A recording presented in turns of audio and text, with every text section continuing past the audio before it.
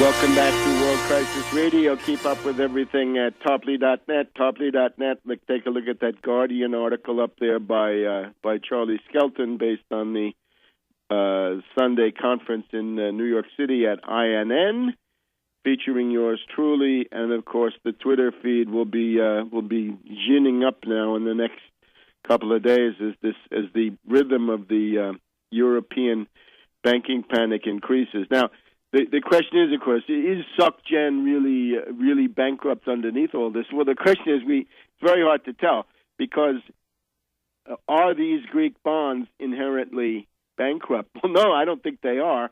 What's happening to them is they're being destroyed through an attack using credit default swaps, so that the so-called markets are not telling you anything of value about economic fundamentals. They're simply reflecting the degree to which cynical Anglo-American zombie banks and hedge fund hyenas are using credit default swaps to attack Greek bonds as a means of getting at these French banks. So if you succeed in smashing the Greek bonds, then you obviously begin to push these French banks into insolvency. But are they really insolvent? I'm not 100% sure.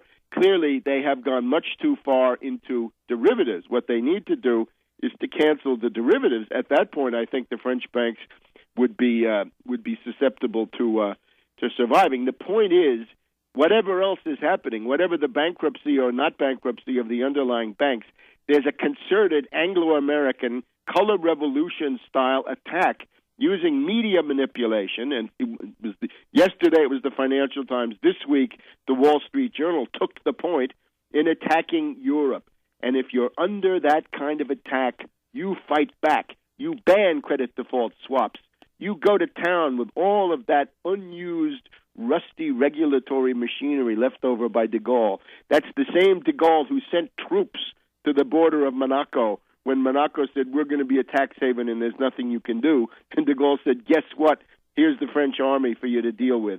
These methods. Now, it's fine to get this autorité that we mentioned before involved in this, but that will not do it by itself. There's got to be now a concerted program, and we'll tell you what to do and what not to do. Now, the result, of course, is that the panic has now spread to France, and it's helped along by Moody's.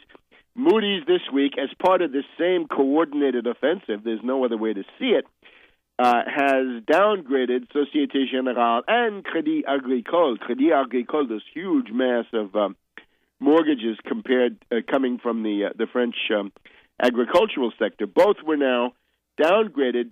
BNP Paribas left alone for the moment. Now, what's the problem?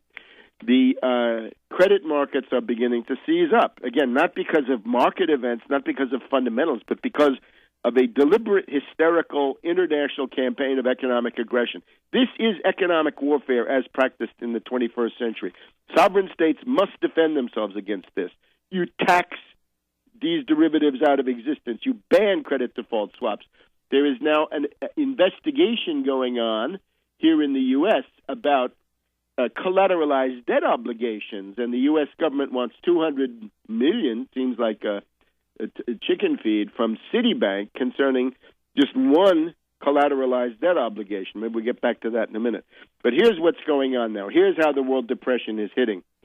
Here's the Wall Street Journal of yesterday, Thursday, September 15th.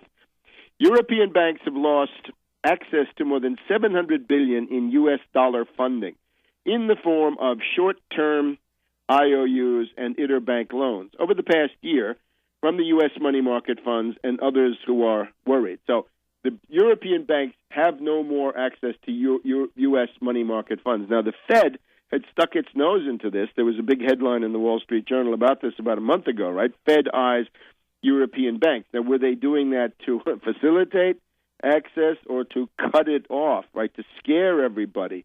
This is a cynical game. So this is a report by J.P. Morgan Chase and Company, as well as Credit Sites Research. The unavailability of the U.S. money market has forced these European zombie banks to curtail dollar-denominated lending to find dollars far afield, such as in the Middle East. They need them to fund dollar-denominated loans and other obligations. In other words, they desperately need dollars in order to keep the wolf away from the door in order to maintain payments and not go into insolvency. Joseph Abate, money market specialist at Barclays Capital, New York. This week and since August, it, as he says, certainly, probably, this is the mind of a trader, but anyway, this week and since August, it seems like their access to unsecured funding has really tightened up. We're expecting a productive contraction in Europe. Here's the one thing that seems to be keeping some of these European banks open, and this is where you can expect the next attack to fall. Repos. This has been in the news since July, August, that the repo market is still working. Repurchase market for social treasury securities and other securities. That seems to be working still, but according to the Wall Street Journal, in one sign, banks still have avenues to obtain dollars. A senior bank trader in London said that the so-called repurchase market, where banks exchange collateral for dollars, European banks are still able to obtain loans. So that means that one is still working, but if you shut that down, then they are in big trouble. The market where banks provide loans to one another is under big stress, according to credit sites. Bank loans to other Eurozone banks have fallen by $600 billion since June. So you get the idea. Now, the attempt to respond to that comes essentially in the form of a concerted action by the U.S. Fed, the Bank of Switzerland, the Bank of Japan, the European Central Bank, in order to provide essentially unlimited quantities of dollars. They procure the dollars by delivering their own currency to the Federal Reserve. The Federal Reserve then gives them unlimited amounts of U.S. dollars for 3 months. There is interest charged, and the idea is that's supposed to make sure that there are plenty of dollars. That's essentially today's paper, Friday, the Wall Street Journal. Central banks pour dollars into Europe. So the European Central Bank, the Federal Reserve, the Bank of England, the Bank of Japan, the Swiss National Bank, unlimited dollar funding through the end of the year. The goal being to stave off panic. Will it work? I'm not sure it will. Certainly, without the measures that I've recommended, it will fail. And we'll get to those measures in just a second. So essentially what it means is that a company like BP, we're told that BP finances its bills of exchange, its bills of lading, its short-term commercial paper using French banks. Now that is becoming impossible. So the entire economic engine of the world is beginning to seize up, as it did 3 years ago this week. Back in a minute.